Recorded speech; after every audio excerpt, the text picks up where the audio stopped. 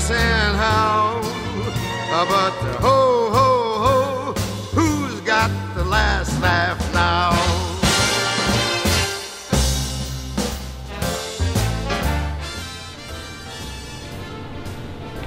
I am Riley Laurence, and you are checking out The Life of Ryely, my weekly podcast here at www.borntokillcomedy.com, YouTube Born to Kill Comedy. Check it out on Facebook at Born to Kill Comedy. You could also follow me on Twitter, and we are always streaming live. Podomatic.com, Born to Kill Comedy. Hello, folks, and welcome to the show. I've got some interesting things I want to talk about today, one of which is something that happened to me in my life. It happened in 2008.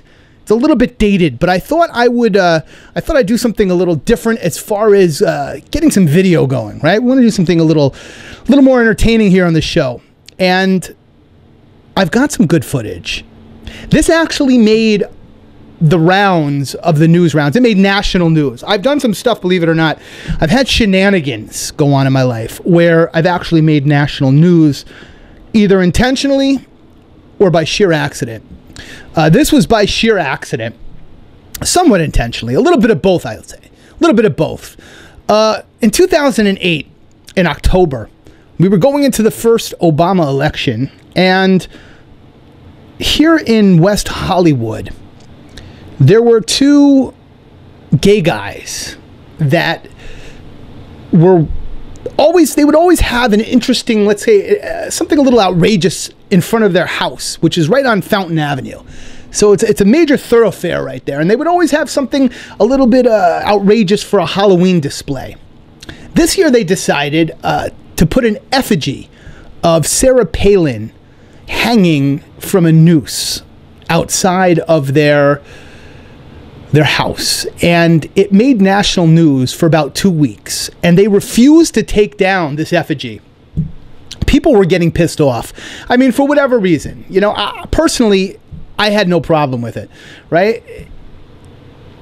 I guess some people thought it was offensive, some people thought it was sexist, some people thought it was racist, who knows why, but people were going nuts, and the film cameras and the film crews were out there every day for the news, and they were blocking up traffic. I happened to live across the street at the time. And people got so mad, they actually took big sticks and they put sheets on the sticks and they would hold it up so that as you drove by, you couldn't see this, right? It was the most asinine and ludicrous protest to something silly.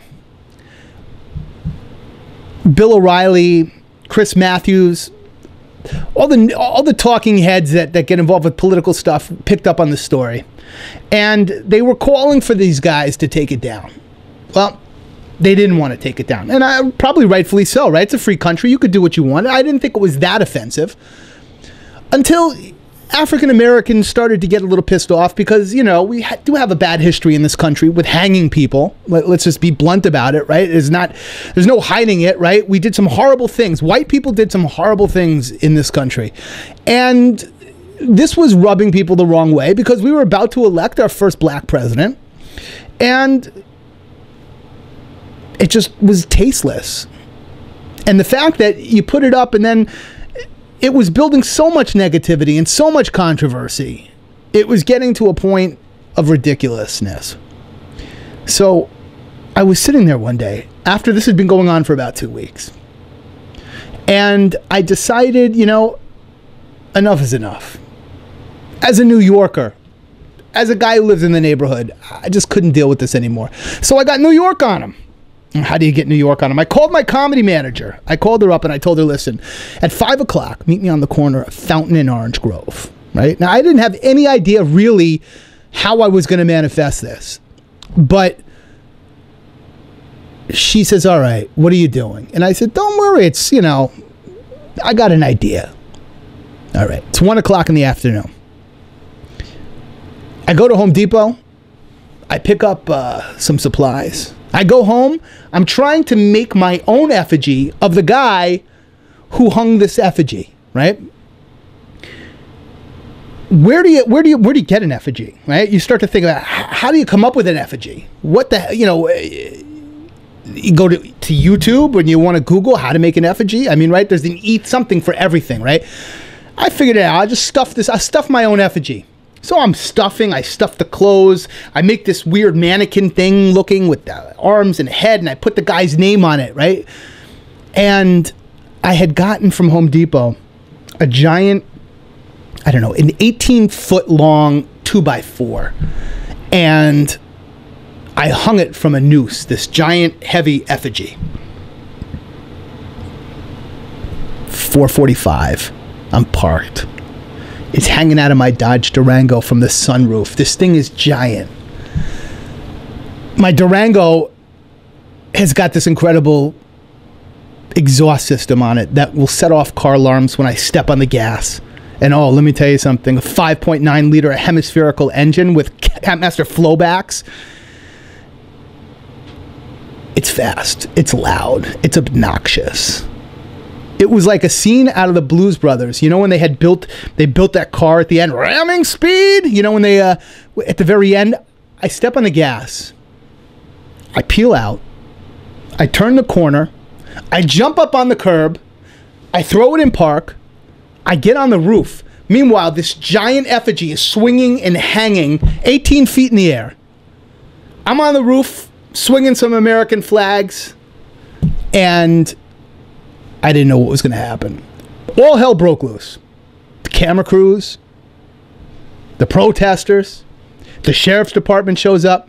The mayor showed up, all in 15 minutes. It's unbelievable. I stood on the roof and I refused to come down. Arrest me, I said. It's a free country. Give me a ticket. I'm parked on the sidewalk. I'm utilizing my free right. I was scared. I didn't want to get arrested. But, you know, I felt like I was doing something. All of a sudden, you stand for something, right? Sometimes you don't realize, and all of a sudden, I'm standing for something. Anyway, the guy that was inside that absolutely refused to take down this effigy of Sarah Palin, they got scared, right? I mean, I guess everything is fun and games until some nut shows up with an effigy of you, right? Then all of a sudden it gets a little nervous. But listen, this is how New York does, right? New York, you want to F with me? I'm going to F with you. You F with my neighborhood? F you. A lot of F's there, but you know what I'm saying. Like that, they took theirs down. Well, if you thought craziness ensued when it was hanging and I was there, when they took it down, I was like, all of a sudden, I just found the cure for the common cold. I was like, they were treating me like I was some sort of celebrity there. The news, this, that, except for Melrose Larry Green, which I'll talk about in another podcast. He was there also trying to steal my thunder. Melrose, you know what I'm talking about. Anyway, it's another story. The mayor called me the impetus. On the news, he said, I'm still on the roof of my car. The mayor says, this man is the impetus for having that removed. And I yelled back down at him, you don't call me an impetus. You're an impetus, mayor. You're an impetus.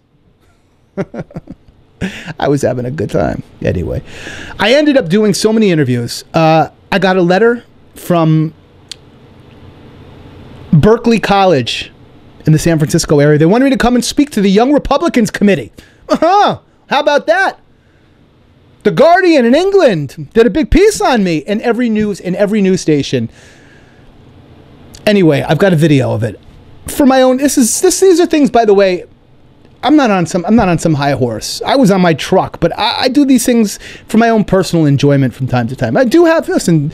I have a social moral current in my life. Sometimes I express it, and sometimes I don't. This was more for my own personal good times than it was for anything else. Check out this video from CBS 2 News, 2008, October 28th.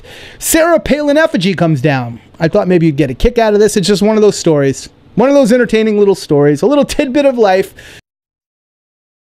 On the west side, it was a controversial political display that's been causing a nationwide uproar. Yeah, now that Sarah Palin effigy has been taken down from a West Hollywood home, but not even without more drama. Yeah. KKL9's Sarah Fidel is live with details. Sarah? Well, Pat and Rick, it was a showdown with a protester. He showed up out here with his own display of the homeowner hanging from a noose. Minutes later out here, that Palin doll came down.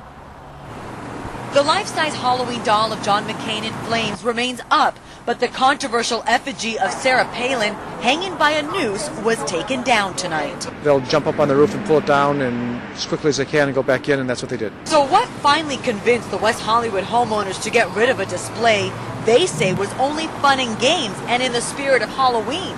Well, actually, theirs didn't come down until I showed up. Larry Tompkins is convinced he's the reason why. As soon as I showed up, the mayor was here, the police came, and they took theirs down, and then they asked me to take mine down. The West Hollywood neighbor camped out on top of his Dodge Durango in front of the house with his effigy of the homeowner, Chad Michael Morset. It's not about Obama, it's not about McCain. This is about being nice, and it wasn't very nice what they did. I thought it was disgusting. There is no place in American politics for violence, either real or perceived.